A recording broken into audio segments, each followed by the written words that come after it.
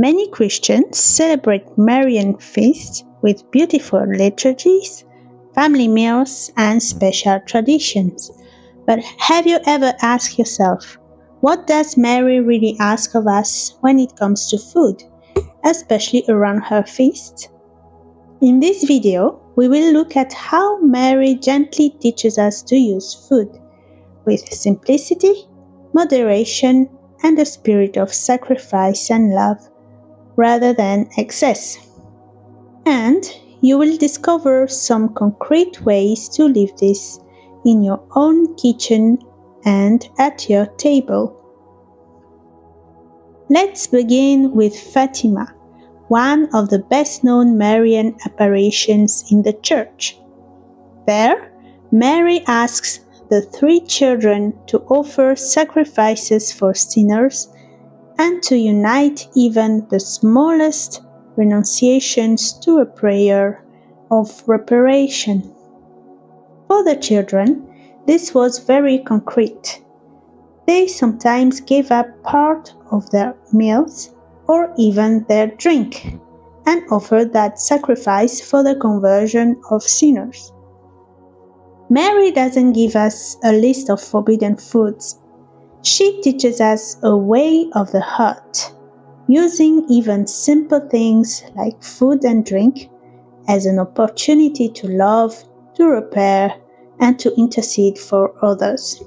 The key question is not what exact food is allowed or forbidden, but how can my way of eating become an act of love and reparation? In many Marian devotions, fasting appears side by side with prayer. Mary invites us to fast not to punish the body, but to free the heart, to detach us from comfort, from compulsions, from an over-attachment to taste and pleasure. The Church herself gives us days of fasting and abstinence. These are not random rules. They are a school of freedom. When Mary repeats this call in her messages, she is echoing the wisdom of the Church. Prayer and fasting together become a powerful means of conversion for us and for the world. So, when we look at our plate through Mary's eyes, we can ask, am I using food just to satisfy myself? Or am I willing sometimes to simplify, to renounce, and to offer that for souls? In some Marian devotions, like the reported apparitions of Medjugorje, Mary is presented as asking for a very simple form of fasting, bread and water, on certain days of the week. The idea is clear. Keep what is necessary to sustain the body, but renounce the extras, the flavors, the variety, the treats, and offer that poverty of the table to God. Of course, not everyone can fast in this strict way. Health, age, pregnancy, demanding work, all of that matters.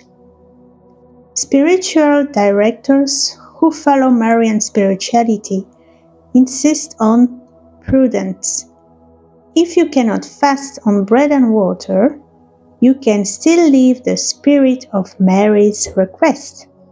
For example, eating one simple, humble meal instead of something rich, skipping dessert and offering that small sacrifice for a specific intention, reducing portions and avoiding snacking between meals, united to prayer.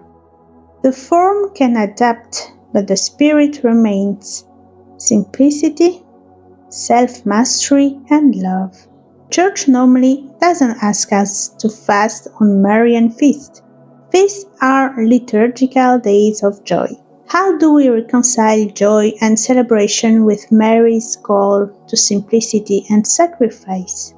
A very beautiful way to live this is in two movements. Prepare the feast with penance. 1 or more days before a Marian feast, you can choose a simple form of fasting, a plain, simple dinner instead of something elaborate.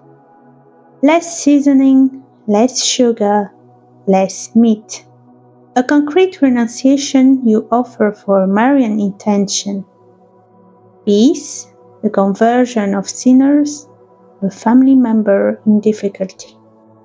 On the feast day itself, you can have a nicer meal, maybe a special dessert, flowers on the table, a dish typically of your culture.